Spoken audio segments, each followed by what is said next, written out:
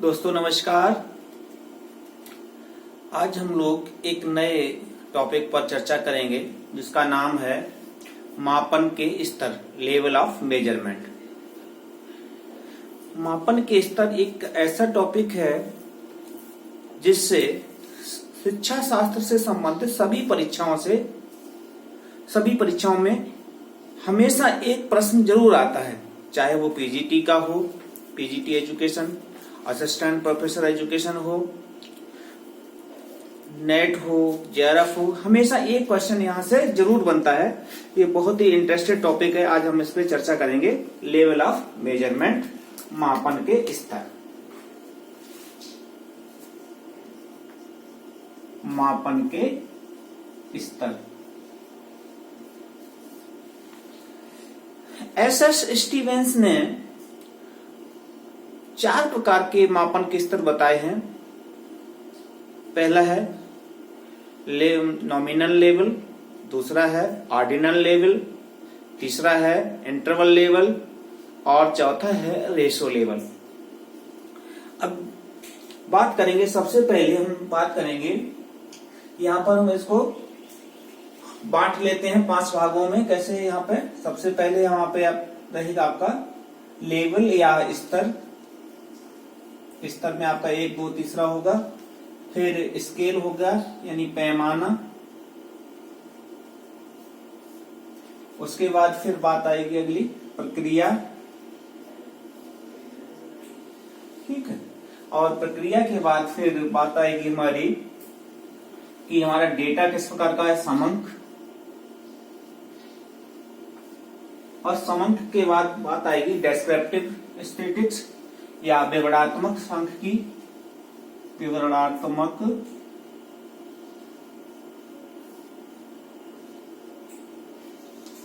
सांख्यिकी।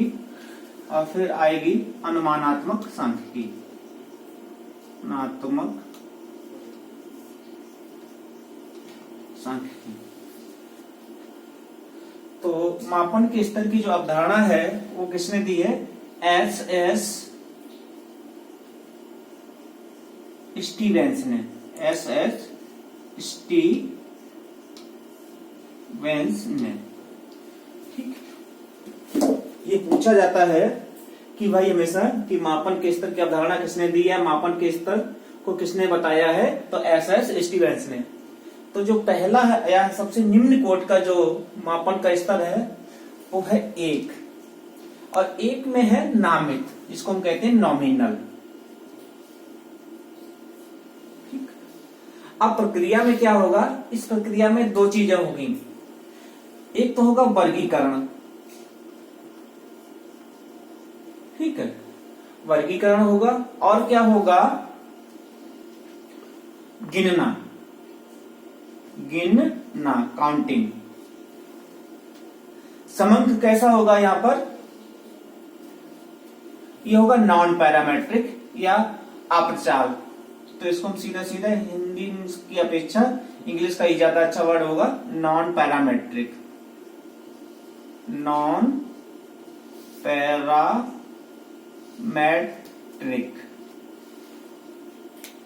अब विवरणात्मक सांख्यिकी में क्या लगेगी? केवल यहां पर आप मोड लगाएंगे, ओनली मोड, इसको आप बहुलक कहेंगे। ठीक है। और यहां पर अनुमानात्मक सांख्यिकी में काई स्क्वायर। ठीक है, काई स्क्वायर या काई वर्ग और sign test, SIGN sign test, 2 लगेंगी। ठीक, अनुमानात्मक सांख्यिकी और काई वर्ग। कई बार ये पूछा गया है क्वेश्चन कि नॉमिनल स्केल पर कौन सी स्टैटिस्टिक्स लगती है, तो मैक्सिमम ये आपको मिलेगा, साइन तो कम मिलेगा, काई स्क्वायर। ठीक है। कई बार नेट में पूछा गया है कि नॉमिनल स्केल पर कौन सी सांख्यिकी इन्फ्लुएंशियल स्टैटिस्टिक्स लगती है, तो काई स्क्वायर लगती है। समंक की बात होगी, नॉन पैरामेट्रिक। डेस्क्रिप्टिव स्टैटिस्टिक्स में आपको मोड मिलेगा। अब दूसरा है स्तर, वो है क्रमित। ठीक है।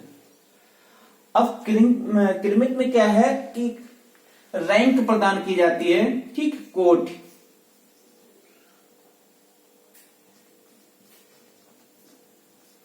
कोटि प्रदान करना, ठीक। आप सीक्वेंस से कोट को प्रदान करेंगे या कोट देंगे, रैंक देंगे, एक रैंक को ऑर्डर में रखेंगे, पहले फर्स्ट रैंक, फिर सेकंड रैंक, फिर थर्ड रैंक, फिर फोर्थ रैंक, इसी तरीके से आप रैंक में बात करेंगे। जो समंक है वो इसमें भी आपका नॉन पैरामेट्रिक होगा। और जो डेस्क्रिप्टिव स्टैटिक्स है इसमें आपका मोड चूंकि इसमें है तो यहां पर भी आ जाएगा, और क्या आ जाएगा, मीडियन, ठीक है। शॉर्ट में भी लिख सकते हैं हम लोग, यहां पर आगे ना जाए, मोड होगा, ठीक है, और मीडियन होगा। दो स्टैटिक्स आपके लगेंगे डेस्क्रिप्टिव में, मोड और मीडियन। अब यहां पर जो इन्फ्रेंशियल स्टैटिक्स है या अनुमानात्मक सांख्यिकी में आपका आएगा स्पीयरमैन का कोटि अंतर सहसंबंध। स्पीयरमैन की कोटि अंतर सहसंबंध, ठीक। तो ये अब आपको कंफर्म हो गया होगा कि भाई पहला क्या है, नामित स्तर है, दूसरा क्या है, क्रमित स्तर।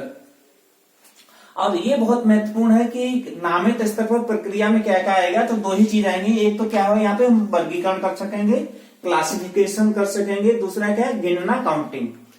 और जो समंक है या डेटा है वो कैसा होगा, नॉन पैरामेट्रिक होगा, ठीक। डेस्क्रिप्टिव स्टैटिक्स में केवल मोड यूज करेंगे। अब मोड ऐसे यूज करेंगे जैसे मान लीजिए आपसे पूछा गया कि भाई धर्म के आधार पे आपको वर्गीकरण करना है, तो अब मान लीजिए आपका ने वर्गीकरण कर दिया कि भाई हिंदू, मुस्लिम, सिख, ईसाई, पारसी, जैन। अब साथ ही साथ आप इसमें क्या कर सकते हो, आप काउंट कर सकते हो कि भाई सिख में इतने लोग हैं, हिंदू में इतने हैं, पारसियन में इतने हैं, जैन में इतने हैं, तो केवल काउंट कर सकते हो। तो काउंट के आधार पे आपको जिसकी संख्या ज्यादा होगी फ्रिक्वेंसी, वो आपको मोड दे देगी।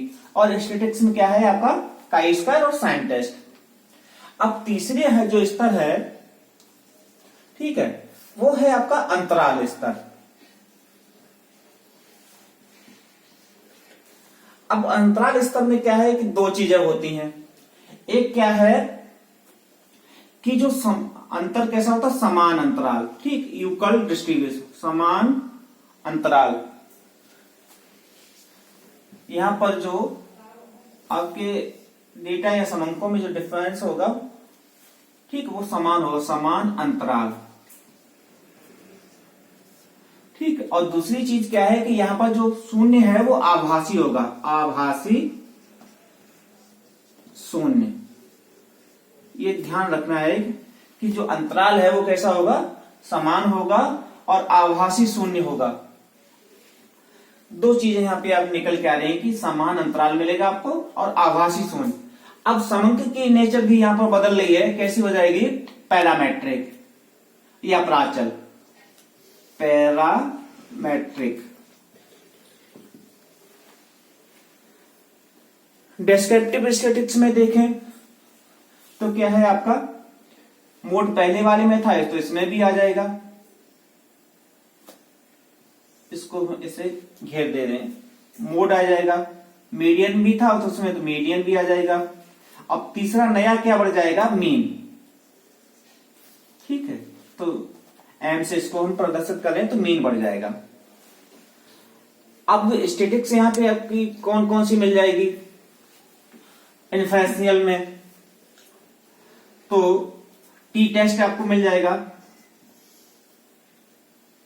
ठीक है, टी टेस्ट मिल जाएगा, अनोवा मिल जाएगा, एनकोवा मिल जाएगा, और आपको फैक्टोरियल एनालिसिस मिल जाएगा, फैक्टर एनालिसिस। ठीक है, तो यहाँ पे ये चार चीज आपको मिलेगी डिफरेंशियल स्टैटिस्टिक्स में। क्या क्या मिलेगा? टी टेस्ट मिलेगा, ठीक है, अनकोवा मिलेगा और फैक्टर एनालिसिस मिलेगा। ये चार चीजें आपको मिलेंगी। ठीक है, अब आपको नेक्स्ट इसमें क्या है कि भाई अब अगले में चल देंगे। तो अगला जो स्तर है वो है आपका चौथा। इसमें है गया आपका अनुपात या रेशो, अनुपात। तो अनुपात में क्या क्या आपको मिल जाएगा वो हम देखते हैं। ठीक है, इसमें क्या है, इसमें भी आपका जो अंतराल है वो कैसा होगा? समान अंतराल मिलेगा आपको, समान अंतराल मिलेगा। यहां पर आभासी शून्य था, वो यहां पर क्या है? वास्तविक शून्य हो जाएगा, वास्तविक शून्य। ठीक है, और जो पैरामीटर डेटा है आपका ये भी पैरामीट्रिक में आ जाएगा। ठीक, अब डेस्क्रिप्टिव स्टैटिस्टिक्स में देखें तो ये आपको मोड भी होगा, मीडियन भी होगा, मीन भी होगा। ठीक है, और हार्मोनिक मीन भी आपको मिल जाएगा। इसको HM से देखें।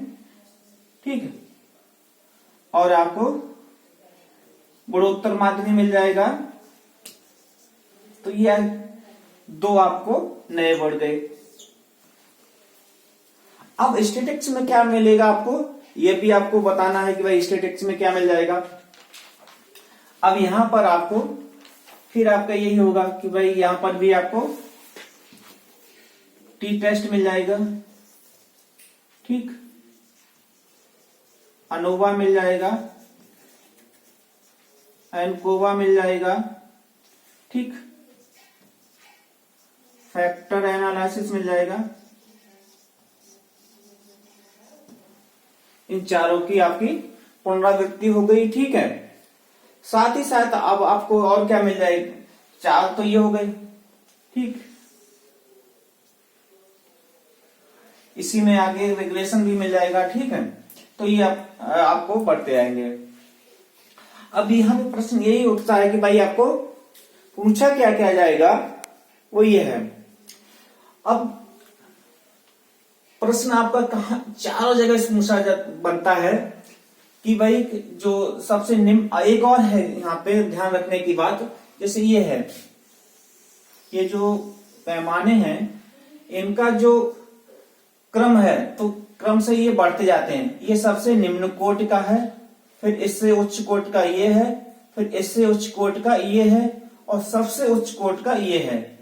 तो अगर हम इनको एक वैसे सीक्वेंस में रखें, सबसे तो पहले ऊपर स्थान होना चाहिए अनुपात का, सबसे ऊपर ये आएगा, उसके बाद फिर अंतराल आएगा, और फिर उसके बाद क्रमित आएगा, और सबसे लास्ट में आपका नामित आएगा।